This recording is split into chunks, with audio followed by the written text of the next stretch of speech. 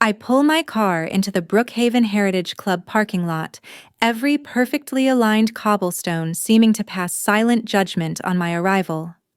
The grand Georgian-style building looms ahead, its gleaming white columns framed by manicured gardens, a shrine to old Charleston wealth and even older Charleston customs. My stomach knots as I smooth down my light gray jeans. They're designer, yes, but still jeans. The navy blazer I've paired with them is crisp and tailored my loafers Italian leather. I've chosen every piece with care, knowing exactly what awaits me on that sunlit terrace, yet a voice inside whispers that it won't be enough. It never is.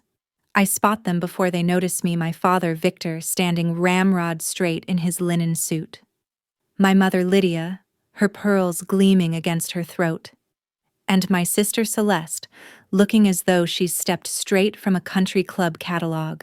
Their faces wear pleasant masks for the benefit of onlookers, but I recognize the familiar stiffness beneath.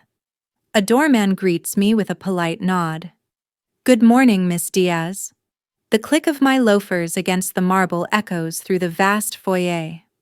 Crystal chandeliers scatter prisms of light across the oak-paneled walls. My parents had requested this meeting Sunday brunch at Brookhaven, where they've been members for 30 years, to catch up. Their words, not mine. Father sees me first. His faint frown deepens, eyes narrowing as they move from my face to my shoes. Mother's lips tighten as if she's tasted something unpleasant. Celeste merely smirks, already savoring what's about to unfold. "Opal," Father says as I reach their table. His voice carries easily across the terrace. "Did you forget this is a respectable establishment?" I stop mid-step. Around us, conversations falter. Silverware stills against fine china. "I'm not sure what you mean," I say evenly. Mother sighs, long and theatrical. "Really, Opal? Look at yourself. Jeans. Here I told you we were meeting at Brookhaven. They're Armani, Mother. They're denim," she snaps. Everyone else managed to dress appropriately. Celeste adds, "You look like staff, for heaven's sake. Did you come straight from cleaning your apartment?" Heads turn. Whispers ripple through the terrace. A woman 2 tables over touches her companion's wrist, nodding discreetly in our direction. My cheeks burn. Father lifts a hand, summoning a young waitress with a commanding gesture. "Excuse me, could you check with management about the VIP area? Someone doesn't appear to belong." The waitress glances at me, then at my father, her discomfort plain. "I'm sorry, sir," she says quietly. "I'll need to call a manager about that." My throat tightens. Suddenly, I'm 7 years old again, wearing the wrong dress to my cousin's birthday party. 13, bringing home a B+ when Celeste earned straight A's. 22, choosing the wrong college major. Always disappointing. Never enough. If I'm embarrassing you, I manage to say, my voice barely more than a whisper, I can leave. Father's eyes gleam with quiet triumph. Good. This place isn't for people who don't know how to behave. Every guest on the terrace is watching now. The grand room, with its vaulted ceilings and towering windows overlooking Charleston Harbor, feels less like a dining hall and more like a stage. And I, once again, am the unwilling actress in a play I never auditioned for. I turn toward the exit, shoulders drawn in, when a gentle hand catches my elbow. "Miss Diaz," says a middle-aged woman in a Brookhaven staff uniform. Her name tag reads, Mrs. Henderson. I recognize her instantly, the hostess whose husband needed costly medication last winter when their insurance refused to cover it.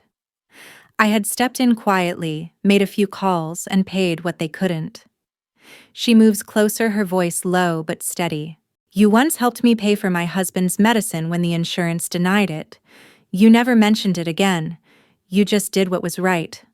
Her gray eyes meet mine. "Don't let them shame you. Some of us see everything that happens here." Something inside me shifts, the slow seismic movement of long-buried fault lines. My spine straightens vertebra by vertebra until I'm standing tall. "Thank you, Mrs. Henderson," I whisper. She nods once and steps back. I turn toward my family again, their expectant faces so certain of my humiliation, tell the same old story I've lived for years, the story of Opal Diaz, the disappointment, the one who never quite measures up. But maybe that's not the only story. I walk back to the table, pull out the empty chair, and sit down. I believe I'll stay for brunch after all, I say, calmly unfolding my napkin and placing it in my lap with deliberate grace. I'm rather hungry. Mother's eyes widen. Celeste's jaw slackens. And Father, for perhaps the first time I can remember, looks momentarily lost for words. I lift the menu, scanning it with quiet composure. The day may have begun as their ambush, but something tells me it won't end that way. I watch Father's expression shift from mild disapproval to something darker. His fingers drum against the white tablecloth in that familiar rhythm, the same impatient beat he used to tap while reviewing my disappointing report cards all those years ago. "This is absolutely unacceptable," he says, voice low, but carrying across the terrace. "Jeans at Brookhaven. I've been a member for 30 years, and never have I witnessed such disregard for standards." Mother dabs her lips with a crisp linen napkin. "Victor, perhaps we should speak with management. This reflects poorly on all of us." "I agree," Celeste adds, smoothing her peach-colored dress. "The dress code exists for a reason." Father stands abruptly, scanning the terrace for staff. His 6'2" frame commands immediate attention, a skill he mastered during his decades presiding over boardrooms. He spots a young woman in a Brookhaven uniform and raises his hand imperiously. "Excuse me," he calls. "We need to speak with management immediately." The floor manager approaches our table, Kendra Holt. I recognize her from the personnel files. Mid-40s, competent, discreet. Her expression reveals nothing as she addresses my father. "Good morning, sir. How may I assist you?" Father gestures toward me without making eye contact. "This girl shouldn't be here. Call the owner immediately." Celeste smirks, crossing her arms. Someone's about to be escorted out. My throat tightens. The familiar weight of their disapproval presses against my chest. For a moment, I consider surrendering, walking out the door, and sparing everyone the scene Father seems determined to create. But Mrs. Henderson's words echo in my mind.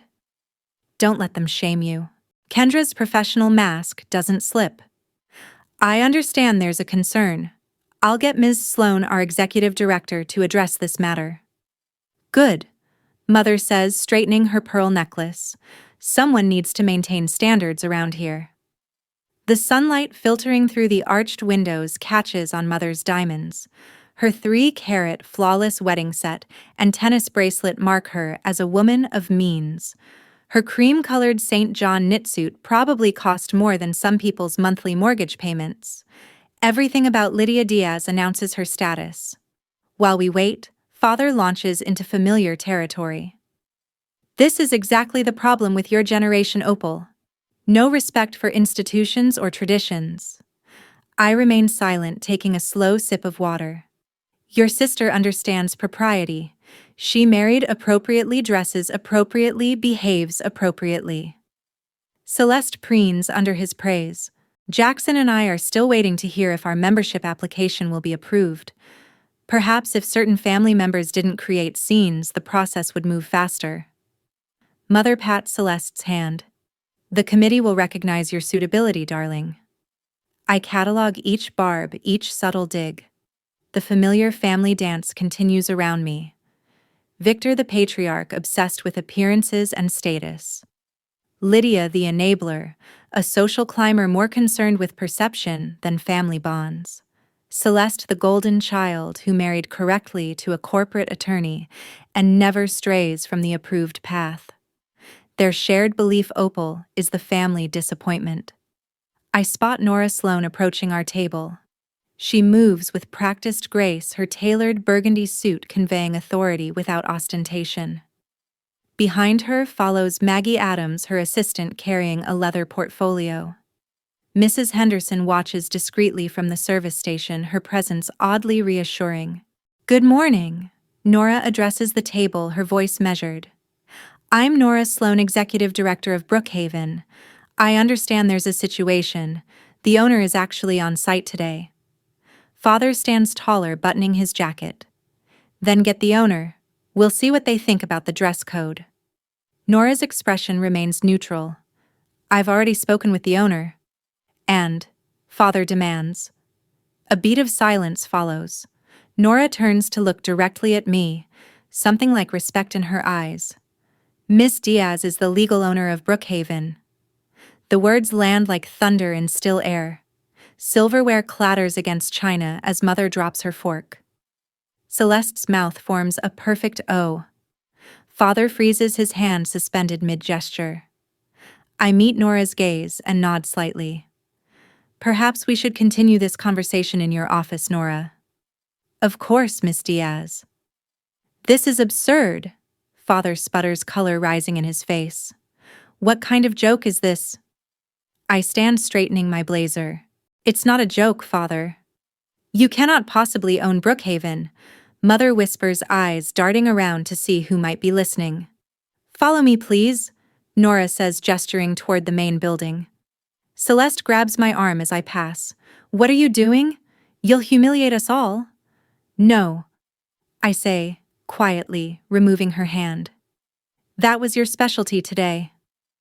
We follow Nora down the hallway toward the administrative offices.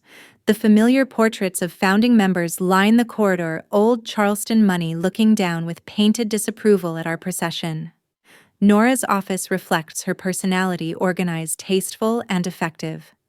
She indicates the seating area where Maggie has already arranged files on the polished conference table. Please, she says, gesturing to the chairs. Father remains standing. I demand an explanation. Maggie opens the portfolio. The documentation is quite clear, sir. Brookhaven Heritage Club was acquired 9 months ago for $16.4 million as a distressed property, following financial mismanagement by the previous board. The purchaser, Nora continues, was Diaz Leisure Holdings LLC, with Miss Opal Diaz as managing partner. There are currently $6.7 million in capital improvements underway. Celeste shakes her head violently. This is impossible. You can barely manage your own life. How could you possibly? You just tried to remove the owner from her own property. I interrupt, my voice steady despite the hammering of my heart. Perhaps that's worth considering before you continue. Father sinks into a chair, his face ashen. Mother stares at the documents as if they might transform into something more comprehensible.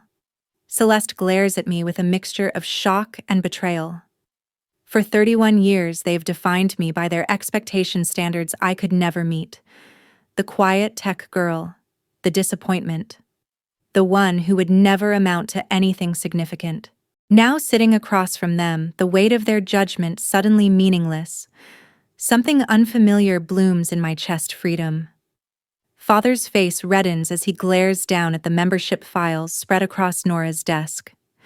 The veins in his neck strain against his starched collar. This must be some mistake, he growls, slamming his palm on the polished mahogany.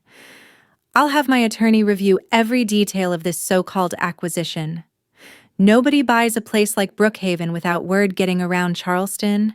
I stay seated, hands folded neatly in my lap. The familiar knot in my stomach has hardened into something new, not fear but resolve, setting like concrete. There's no mistake, Father. My voice is steadier than I feel. The sale was kept quiet at the previous owner's request, a condition I respected. Mother leans forward, her pearl necklace swaying. Darling, you can't possibly run something like this. It's a Charleston institution. The responsibility, the social obligations which I've been handling for 9 months without anyone noticing, I say, meeting her gaze without flinching. Including you. Celeste paces the office like a shark scenting blood. You did this to humiliate us, didn't you? You knew we'd been members for 30 years and you bought it to… What? Prove a point. I bought a distressed property as an investment, I reply evenly. The fact that it's Brookhaven is coincidental. Father's eyes narrow to slits. How did you even afford this place? $16 million. His tone implies theft or worse. My tech startup sold last year. I've been diversifying my portfolio. The words hang between us. I never told them about the sale. They never asked about my work.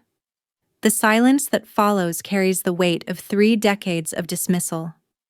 I turn to Nora, who stands composed near the door. What does the rulebook say about member conduct? She steps forward, voice calm and professional.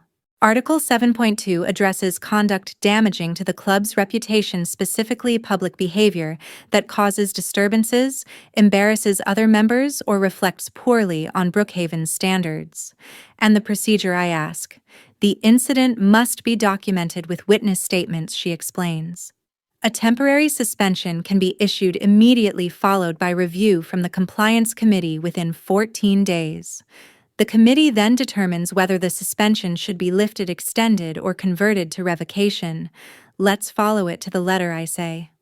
Maggie, already typing notes on her tablet, nods and quietly slips out of the room. Father lets out a sharp, brittle laugh. This is absurd. We're founding members. You're members who violated club policy, I correct him. Status doesn't exempt anyone. I stand slowly, feeling a strange calm settle over me. For 31 years, I've navigated the minefield of their expectations, watching every step, bracing for explosions of disapproval. But ownership of this space has shifted something fundamental inside me. Not just legal ownership of Brookhaven, but ownership of myself. For 31 years, I say, my voice low but clear, I've let you treat me as less than Celeste, less than your expectations, less than worthy of basic respect. Mother's face crumples in practiced distress. That's not true. We only wanted what was best. Today, you tried to have me removed from my own property. I cut her off. Something I've never done before. Not because I violated any rule, but because I didn't meet your standards of appearance. Father rises, towering over the desk. You watch your tone, young lady. I won't be spoken to. That ends today. I continue as if he hadn't spoken. Your membership privileges are suspended, effective immediately. His face flushes deeper. You can't do this. I can. I am. I press the intercom button. Nora, could you come in, please? She enters promptly, followed by Maggie, who carries a folder of documents. Mrs. Henderson waits in the doorway, her gray eyes steady. Mrs. Henderson, would you be willing to provide a statement about what you witnessed on the terrace? I ask. She steps forward. I'd be happy to, Ms. Diaz. I observed Mr. and Mrs. Diaz publicly humiliating their daughter and attempting to have her removed from the premises. Ms. Renner participated as well. She nods towards Celeste. The doors open again and 2 security officers enter. They stand at attention, waiting. File minutes of incident. I instruct Nora. Issue a 30-day interim suspension for all 3 parties pending committee review. Nora nods. I'll forward the complete file to the Compliance and Discipline Committee within 14 days as required. You'll supervise to avoid any conflict of interest. I add. This is outrageous, Father sputters. I've been a member here since before you were born. Which means you've had ample time to learn the rules, I counter. I gesture to the security officers. These gentlemen will escort you to collect your belongings from the locker rooms, then to your vehicles. Mother's tears flow freely now. You can't do this to your own family. I'm not doing anything to you, I correct her. I'm enforcing the rules. You broke the same rules you've expected everyone else to follow all these years. Maggie hands them each a formal notice detailing the suspension. Celeste crumples hers into a ball. You're making a terrible mistake, she hisses. No, I shake my head. For once I'm not. The security officers step forward, polite but firm. If you'll come with us, please. Father looks as if he might refuse, but after a moment's consideration, he buttons his jacket with trembling fingers. As they reach the door, I speak one last time. No one deserves disrespect just because they're not wearing designer clothes or because they don't fit someone else's idea of belonging. That applies to everyone who walks into Brookhaven, member or staff. They stop for a heartbeat, then continue on without a word. When the door closes behind them, I sink back into my chair. The office is silent except for the slow, deliberate ticking of the antique clock on the wall. Through the window, I watch them cross the parking lot. Mother leaning on father's arm, Celeste marching ahead, her heels striking the pavement in sharp, angry rhythm. 31 years of criticism, dismissal, and conditional love all shrinking into the distance. Mrs. Henderson returns with a cup of coffee and sets it gently in front of me. "Well done, Miss Diaz." I wrap my hands around the warm porcelain. "Thank you." "Not just for that," she says, nodding toward the door they'd just exited. "For what you did for my husband last winter. You never mentioned it, never asked for anything in return." I shrug lightly. It was the right thing to do. She nods, understanding what I don't say. Some acts of kindness don't need witnesses or applause. My family never understood that. The realization hits me like a physical force. I've spent my whole life chasing their approval, pursuing validation they were never capable of giving. The startup I built, the millions I earned even buying this club, it was never just ambition. It was a desperate attempt to prove I was worthy of love that should have been unconditional. But I never needed it. Not their approval, not their validation, not their brittle, conditional version of love. I take a slow sip of coffee, feeling its warmth spread through my chest. Outside, their car pulls away from Brookhaven, leaving 3 empty spaces in the lot. For the first time since I arrived this morning, I breathe freely. 2 nights later, my phone vibrates for the 11th time. I leave it face down on the nightstand, the blue notification light pulsing like a tiny, angry heartbeat in the dark. The digital clock reads 11:42 p.m. The screen lights again. Celeste. I don't need to look to know the words. They've all said the same thing in slightly different forms, each one dripping with the same polished panic. But this time, curiosity wins. I reach over and flip the phone. The message glares in the dark. "You can't do this. Think about what people will say." People. Always people. The nebulous jury of Charleston society that has sentenced me to a lifetime of inadequacy. I scroll through the barrage that preceded it. 3 missed calls from Mother, 2 from Father, 7 texts from Celeste, 1 particularly blistering email from Father with legal notice in the subject line. Mother's voicemail plays next, her voice pitched high with practiced distress. "Your father's blood pressure is through the roof. Is that what you wanted to put him in the hospital? Call me back immediately." My thumb hovers over the screen. For a moment, that familiar knot forms in my stomach, the Pavlovian response to family disapproval cultivated over 3 decades. Instead, I power off the phone completely. The screen goes black. The room falls silent. For the first time in years, I sleep without interruption. Morning sunlight streams through my bedroom windows when Amara Ramirez, my attorney, arrives at my downtown apartment. Her charcoal suit and no-nonsense demeanor match the stack of documents she places on my kitchen counter. "Coffee?" I ask, already pouring her a cup. "Black." "Thank you." She accepts the mug and opens her portfolio. "I've reviewed everything.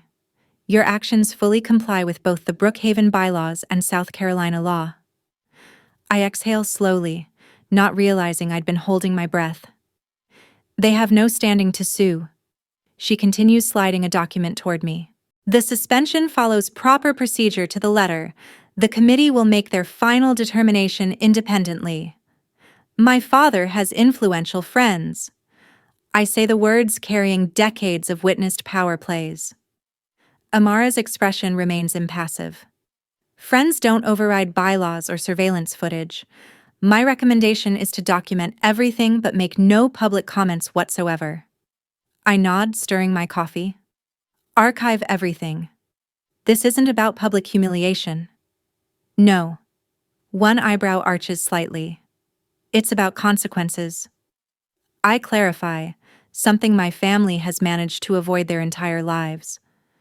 Nora calls me later that afternoon. Your father's been busy, she says without preamble. He's contacted 3 board members directly.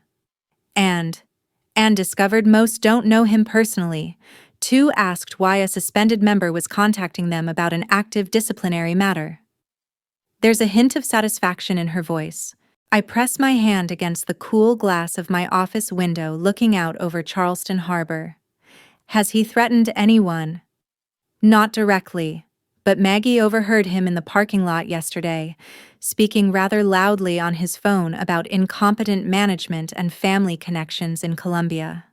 A text from Celeste appears on my laptop screen through the synced messaging app. Marshall refuses to get involved, says you went too far this time, hope you're happy. Marshall, Celeste's corporate attorney husband, the family's backup legal strategy, apparently was folding. Has my mother reached out to anyone? I ask Nora. Her usual lunch group canceled yesterday. The Harrington Wilson Charity Committee meeting was mysteriously rescheduled. Nora's voice remains neutral, but I detect the unspoken message Lydia Diaz's social circle had suddenly developed scheduling conflicts. And father's attorney called this morning requesting the surveillance footage. When informed it had already been secured as evidence, he advised against further discussion. His exact words were, "The evidence is clear." I hang up and wander through my apartment, stopping at the small balcony overlooking the historic district. Buildings from the 1700s stand shoulder to shoulder with modern structures, the old and new coexisting despite their differences. The next morning, I arrive at Brookhaven earlier than usual. Staff members nod respectfully as I pass, not the fearful deference they showed my father, but something genuine. Mrs. Henderson joins me on the terrace, now serving breakfast to early risers. The staff lounge is buzzing with what happened, she says, refilling my water glass. Good buzz or bad? Good. Very good. She glances around before continuing. For years, your family treated people like furniture, the way your father spoke to Rosa in housekeeping last month. She shakes her head. Now everyone knows dignity matters here. Does it bother anyone that I suspended my own family? Mrs. Henderson straightens. Quite the opposite. It shows no one's above the rules, even the owner's family. Members notice too.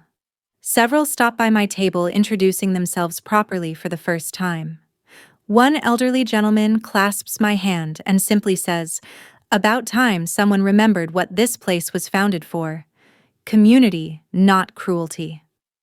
2 weeks pass. The Compliance and Discipline Committee completes their investigation with methodical precision witness statements, CCTV footage, and documentation of previous incidents involving my family that staff had never formally reported, fearing repercussions. Their verdict arrives in a sealed envelope on my desk one Wednesday morning. Permanent membership revocation for Victor and Lydia Diaz. Associate status terminated for Celeste Renner. 30-day appeal window. I sign the notification letters myself. My hand doesn't shake. My signature flows across each page with unwavering clarity. That evening, I drive home along the Battery past antebellum homes with wide porches where generations of Charleston families have watched the tides come and go. Change comes slowly here, they say. Traditions endure. Family names matter. But sometimes the tide shifts suddenly, dramatically washing away what once seemed permanent. My phone rings. The appeal window has opened. No appeals are filed. A week later, the glass elevator in my office building glides upward, offering a perfect view of Charleston Harbor. Normally, I savor this moment watching the sailboats carve white lines across the water while I center myself for the day ahead. Not today. The familiar knot in my stomach tightens as the doors slide open to reveal Celeste pacing my reception area. "You're early," I say, stepping off the elevator. She whirls around. Her eyes are red-rimmed, her caramel hair tousled in a way I've never seen before. Celeste without flawless hair is like seeing a cardinal in winter, startling and somehow wrong. "This couldn't wait," she says, her voice cracking. You have to stop this, Opal. My assistant Danny looks up, alarm flickering across his face. I nod toward my office. Let's talk privately. Celeste follows, collapsing into a leather chair the moment the door clicks shut. The sleek glass and chrome of my office seem to amplify her disarray. Mom hasn't left the house in weeks. She blurts, tears streaking her cheeks. Dad is devastated. His blood pressure's through the roof. The doctor just prescribed another medication. I stay standing, arms folded. That's unfortunate. Unfortunate. Celeste surges to her feet. The Thompsons uninvited them from their anniversary gala. Dad's golf partners all suddenly have schedule conflicts. Mom's charity committee told her to take a break until things settle down. Those are natural consequences of their behavior. Is your revenge worth destroying our family name? Her voice trembles, rising with each word. The Diaz name meant something in this town, Opal. Or it did, until you decided to humiliate our parents. I didn't humiliate anyone. They did that themselves. Do you even hear yourself? After everything they sacrificed for us? What exactly did they sacrifice, Celeste? She falters. Her mouth opens, then closes again. They gave us everything. They gave us things. I reply quietly. Not support. Not acceptance. The phone on my desk buzzes. I ignore it. This isn't just about them now. Celeste presses on, voice wavering. Uncle Robert called me yesterday. Aunt Patricia the day before. Pastor Williams wants to meet about forgiveness, about healing this family rift. How convenient that everyone suddenly cares. Because they care about this family, she insists. Richard Holbrook offered to mediate. Dad's golf buddy. I arch an eyebrow. The same man who laughed when Dad called my company playing with computers. No thank you. The Family Peace Committee is a few decades late. The phone buzzes again. Celeste glances at it, then back at me. You've made your point, she says softly. You've shown everyone you have power now. Isn't that enough? Her words land harder than she realizes. Is that what I'm doing, using power just to prove I finally have it? The thought chills me. I need to take this call, I say, reaching for the phone. We can talk later. Celeste grabs her purse, eyes glistening. Just remember, she says at the door, when you're sitting alone in your big empty club, we're still your family. The door closes behind her, leaving a silence that hums like static. That night, alone in my apartment, I find myself staring at the framed photos on my bookshelf. A family portrait from when I was 10, Celeste and I in matching dresses, Mother's hand resting possessively on my shoulder, Father's standing tall behind us all. I pick up the frame, my finger tracing the glass over my younger face. Was I too harsh? The weight of lifelong conditioning to maintain family harmony presses down on me. My hand hovers over my phone. One call to Celeste could ease this pressure. One apology. One concession. The family would close ranks again. The tension would dissipate. But at what cost? I set down the photo and pull out an old leather-bound book from my bottom drawer. My childhood diary, its pages yellowed, the handwriting evolving from childish scrawl to teenage precision. The 12th of October 2003. Dad said my science fair project was adequate even though I won first place. The 8th of June 2008. Mom told Grandma Wilson I was finally looking presentable at graduation. Everyone laughed. The 15th of May 2015. College graduation. Mom said, at least you finished.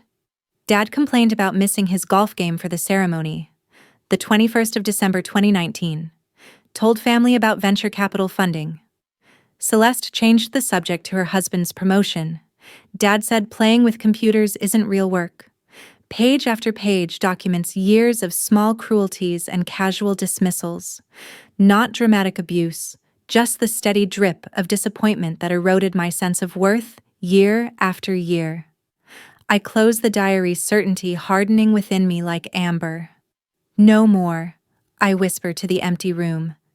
Their problems are not my responsibility. 3 days later, we meet at a neutral location, a private dining room at the Carlton downtown. I arrive first, selecting a seat that faces the door. Father enters like he's storming a boardroom, Mother and Celeste trailing in his wake. He doesn't sit. "This has gone on long enough," he announces as if declaring the matter closed. I remain seated. "Hello to you too, Father." Mother dabs at her eyes with a handkerchief. "After everything we've done for you, Opal, the sacrifices we made." "You've always been selfish," Celeste adds, "but this is beyond anything." The accusations pile up like driftwood before a storm. I let them wash over me, neither defending nor attacking. When they finally exhaust themselves, silence falls. "I accept that this is how you see me," I say quietly. Father frowns. This isn't the script he expected. "I'm not here to negotiate. The decision stands."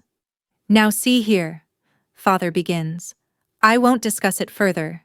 This meeting is courtesy, not obligation." Mother's lips tremble. "Where will we go? Everyone knows what happened." "You're free to join other clubs. Charleston has many." "You can't just cut us off," Celeste protests. "Our relationship moving forward is entirely up to you," I say, meeting each of their eyes in turn. "But it will be based on mutual respect, or it won't exist at all." I stand smoothing my skirt. Father's face flushes crimson. Mother's tears flow freely now. Celeste stares at me like I've grown a second head. "You're making a mistake," Father warns. "No," I say with quiet certainty. "I'm correcting one that's gone on far too long." I walk out without looking back. My steps light despite the weight of their stares.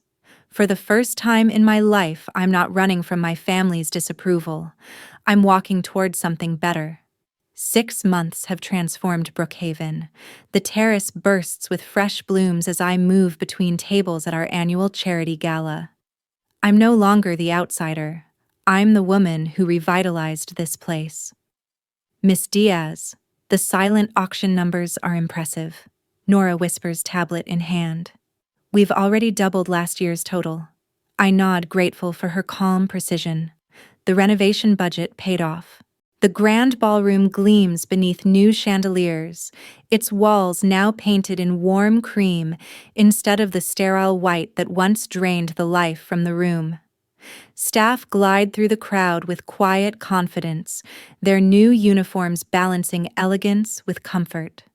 Membership applications rose 18% last quarter, Nora adds. Staff turnover's nearly zero. Numbers tell stories others overlook. When I purchased Brookhaven, morale had sunk to its lowest point. Now genuine smiles have replaced forced politeness. I pause at the terrace doorway, the same spot where half a year ago my family tried to have me removed. Tonight members greet me not with scrutiny but with warmth. "Miss Diaz." "Beautiful evening." Mr. Patterson, a retired judge, lifts his glass. "Best gala in 20 years." The compliment carries no hidden barbs, no condescension tucked between words. Mrs. Henderson approaches her new badge reading Hospitality Director. 6 months ago, she was a hostess whose kindness helped me rediscover my strength. "The kitchen staff wanted you to know they appreciate the new equipment," she says with a smile. "It's made a world of difference. They deserve tools that work." She studies me, eyes softening. "You've changed this place. People feel valued now." Her words warm something deep inside me. That was the goal. We both know what remains unspoken. Victor and Lydia transferred their membership to Palmetto Oaks Country Club last month. Celeste sends the occasional text small talk about the weather or a holiday card. The wounds have begun to heal, though the scars still linger. I excuse myself and climb the stairs to the balcony overlooking Charleston Harbor. The sunset spills copper and gold across the water. Below, laughter drifts up from the lawn where guests mingle among lanterns and music. For 31 years, I chased approval that should have been freely given. I measured my worth against impossible standards, believing that setting boundaries was selfish. Now I understand respect isn't begged for or demanded. It arrives when you choose what's right, even when the choice costs you something. A young server appears beside me, Jennifer, according to her name tag, refilling my water glass. Her hands tremble slightly. Everything all right? I ask. She hesitates. May I ask you something, Miss Diaz? I gesture toward the empty chair beside me. My family. She begins, then swallows hard. They say I'm throwing my life away by going to college, that I should stay home and help with my younger siblings instead. Her voice carries the same ache I once knew too well. Your life belongs to you, not to them, I tell her gently. Their disappointment is theirs to manage, not yours. Her eyes widen. No one ever told me that before. Someone should have. I smile. Ask Nora about the scholarship program. It might interest you. After she leaves, I take a slow sip of water, watching the horizon deepen into shades of violet and rose. Peace settles over me like a well-worn shawl. Mrs. Henderson joins me for a moment, her gaze fixed on the harbor. Justice finally came back around, she says quietly. Justice never left, I reply. People just forgot what it looks like. She nods and returns to her duties. I stay there, glass in hand, breathing in the salt air. The sun sinks lower, gilding the waves in fading light. A different woman stands here now, one who finally knows her worth is not measured by anyone else's approval. The light fades. I don't.